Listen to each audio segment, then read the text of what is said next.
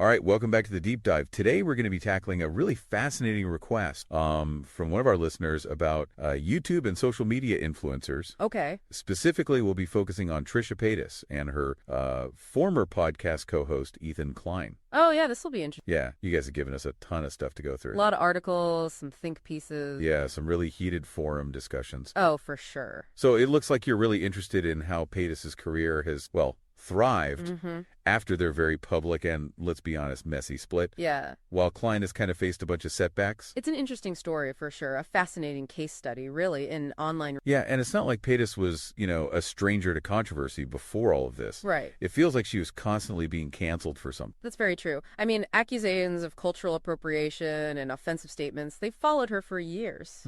There was even that time, I don't know if you remember this, when she compared herself to a chicken nugget. What? And made light of Hitler. Oh, wow. Those were definitely some dark moments in her on. Okay, so wow. Yeah. So how does someone go from that to hosting a successful podcast, landing a Broadway role, and even getting on, Saturday Night Live? It's a big jump. That's a serious glow up. Right. Yeah. It seems like a lot of things are at play, but one key element seems to be, at least from what we can see publicly, how it's changed. She's presenting as much more mature these days, right? Much more mature, much more introspective. Yeah, more introspective. And a lot of people, they think that this personal growth is genuine, that it's not just some calculated PR move. I mean, even if it started as image management, maybe like that discipline helped her. Sure. Change for the better. Maybe, yeah. People grow and evolve, right? People do. Okay, but you mentioned something that I thought was really interesting, how Paytas has dealt with all the trauma, especially with Ethan Klein. Yeah.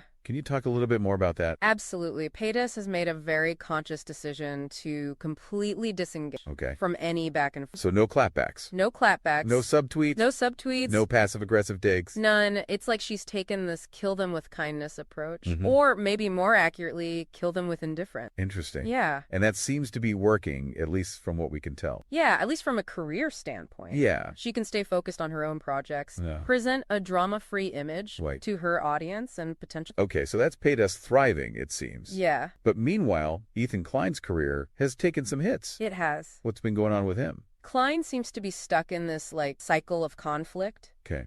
He thrives on these confrontations, calling people out online, getting into very heated arguments, and it's alienated a portion of his audience and some of his peers even. Yeah, I've seen some of the consequences of that. Yeah. Didn't he have some pretty public disagreements with other YouTubers? Like Phil DeFranco? Yeah. The Try Guys? Yep. Those relationships have become very strange. Yeah. To say the least. It seems like it. And Klein, he often seems genuinely surprised. Really? And hurt when people distance themselves. Wow. There's this really awkward moment in one of the sources where he calls DeFranco during a live stream. Oh, no. And tries to force this conversation that DeFranco clearly doesn't want to have. Oh, God. On air. Oof. It's almost like he doesn't understand why people are reacting negative. So maybe a lack of self-awareness then. Potentially, yeah. He also tends to be very vocal about sensitive political topics like the Israeli-Palestinian conflict, and he often frames his arguments in a very aggressive way. Yeah. Which contributes to a more,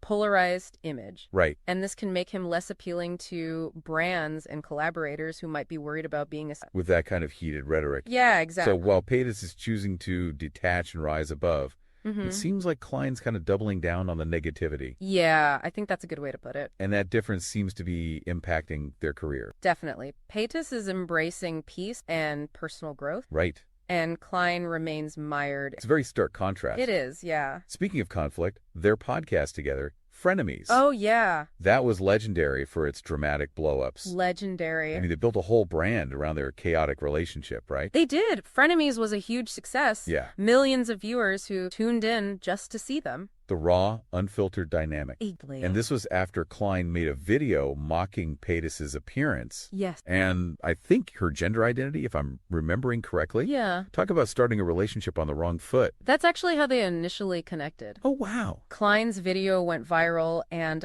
instead of letting that negativity fester, they leaned into it, the absurdity of it all, and turned it into this collaborative project. So Frenemies was basically born from drama. It was. But of course, even that imploded. Oh, yeah. There were all these rumors about the final unreleased episode. Right. It seems there was a major argument while they were filming, which led to the podcast ending very abruptly. Klein talked about the breakup, right? He did, yeah. He offered his perspective. But Paytas stayed silent. Paytas stayed silent, didn't engage in any of the public mudslinging. And that's where we really start to see their paths diverge, right? Yes. Klein almost seemed to, revel in the drama. He did. Dissecting their relationship. Yep. Fueling all the speculation on all these other platforms. It felt like he was almost using the breakup to generate content and stir up controversy. Yeah. And sort of inadvertently keeping himself connected to Paytas. Right, she went radio silent. What happened next? She retreated from the spotlight for a bit, focused on her personal life, before eventually launching her own podcast. And that podcast is killing it. Killing it. Millions of views, dedicated fan base. Yeah. She's built this whole new empire. It really is a testament to the power of reinvention. Right. And her choice to detach from the drama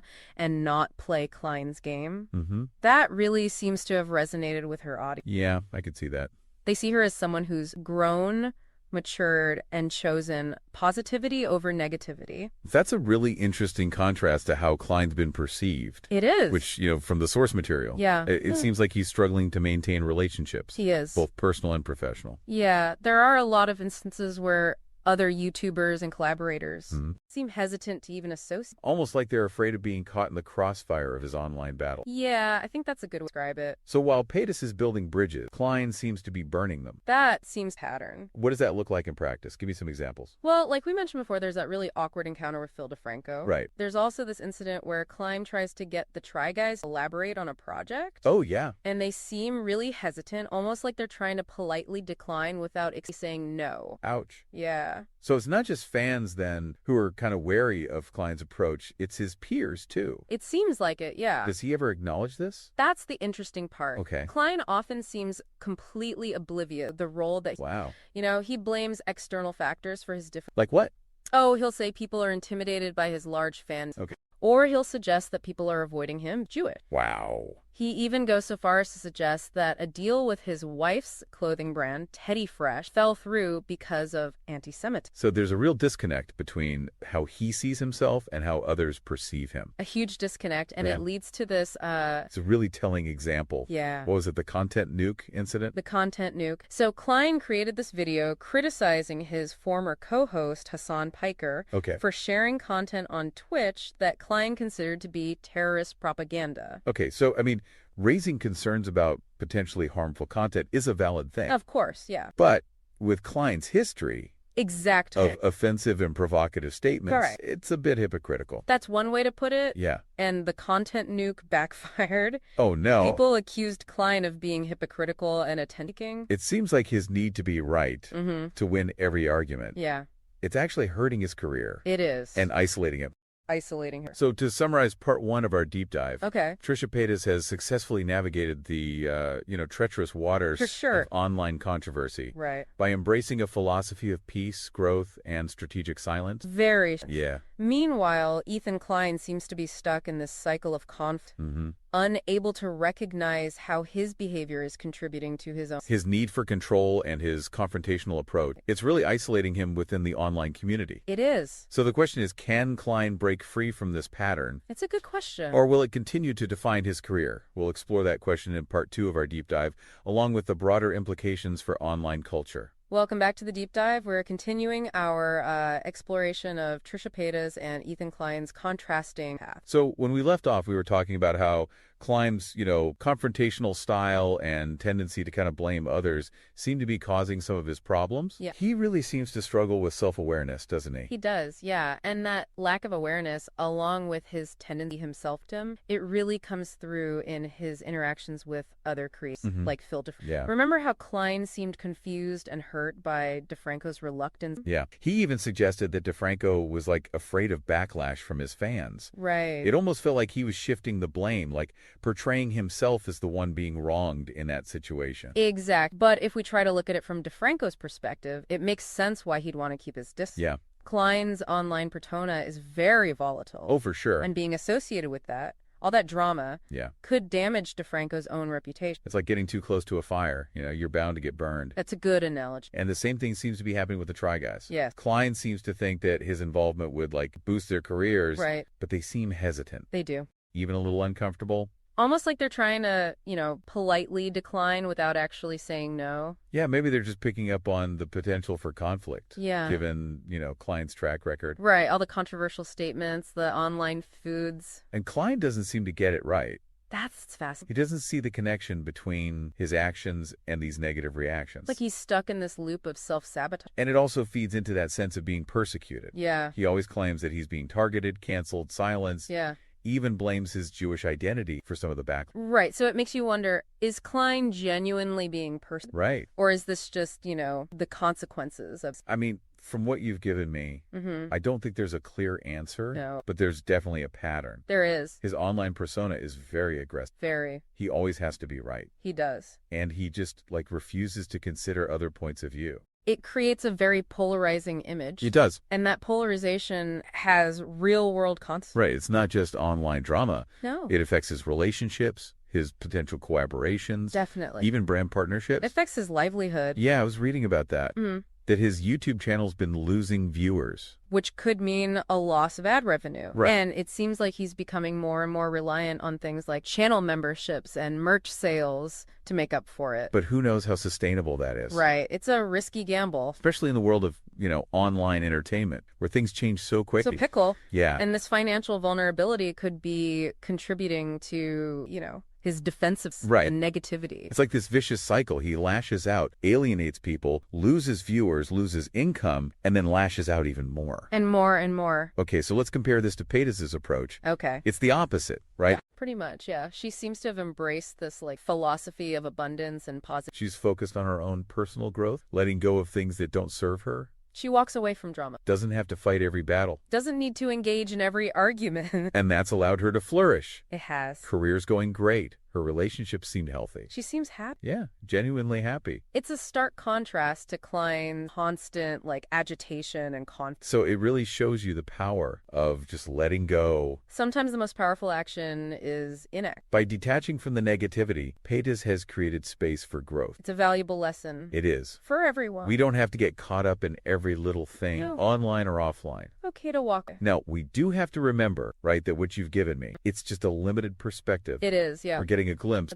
But it's not the whole story. It's not the whole picture. And neither of them are perfect. Of course. They both have their strengths and weaknesses. But their trajectories. Yeah. It's fascinating. It gives us some insight into online fame. Yeah. Personal growth. And the impact of our choice. So to wrap up this part of our deep dive, okay, which approach resonates more with you. Yeah, what do you think? Paytas' peace and letting go. Or Klein, pursuit of conflict and control. It's an interesting question. What lessons can you take away and use in your own life, online and offline? How can you bring more peace and positive in? We're back for the final part of our deep dive into Trisha Paytas and Ethan Klein. It's been a wild ride. It really has. And as we wrap up, I want to go back to something we were talking about earlier. Okay. Paytas' strategic silence. Oh, yeah, that's fascinating. You mentioned this idea of her kind of winning. Right. By not giving Klein attention. So it's like this, in a world where online influencers thrive on attention, whether it's good or bad, Paytas has chosen to do the opposite. Okay. By refusing to engage in Klein's drama, by not giving him the reaction that he seems to crave, she's taken away his power. It's like she's figured out his game. Exactly. And decided not to play. She's not feeding the fire. So what's happened? Well, Paytas has moved on. Okay. Built a successful career on her own. But Klein seems stuck. He does. Constantly rehashing old grievances. Generating negativity. It's really interesting how different their mindsets are. It is. Paytas seems focused on growth and positivity. While Klein is consumed by conflict and control. And their audiences have picked up on that, right? Oh, absolutely. Paytas fans, they see her as someone who's evolved, matured. Klein's audience is divided. Okay. Some support his confrontational style, right, but others are just tired of the drama. So this silence has become like a tool for her. A powerful tool. It's like passive resistance. And it's worked in her favor. It's almost amplified Klein's negativity. He has. By highlighting his inability to let go. It really has. So the big question is, can Klein learn from Paytas? Can he break free from this cycle? I mean, what you've shown me, it seems like he's pretty set in his ways. He's deeply entrenched in these patterns of fear. Yeah, he genuinely seems to believe he's the victim. He does. Which makes it really hard to see how he contributes to his own problem. It's hard for him to take responsibility. So change would be tough. It would be. Even if he wanted to. It would require a major shift in perspective. But it's not impossible, is it? It's not impossible. People can change. Maybe this is the wake-up call he needs. Maybe? Okay, so beyond this specific story, what can we learn? Paytas' story shows us something powerful. What's that? Letting go isn't weakness. Okay. It's strength. Interesting. It's about putting yourself first. Right, choosing peace. Over conflict. We don't have to fight every battle. Nope. We can walk away. Paytas' approach is refreshing. It is. In a world that loves drama and outrage, it shows us that we have the power to choose. Exactly. How we respond to negativity. Sometimes the most powerful response is no response at all. Klein's story, maybe it's not as inspiring. No. But it's still important. It is. It's a cautionary tale. About ego, the need for self-awareness, and how destructive conflict. It's a good reminder that our choices have consequences. The way we act online, it affects things off. As we wrap up our deep dive, we'll leave you with this. What parts of Paytas and Klein's stories resonated? What can you apply to your own life? Online and offline. How can you cultivate peace and positivity? Thank you for joining us on this exploration.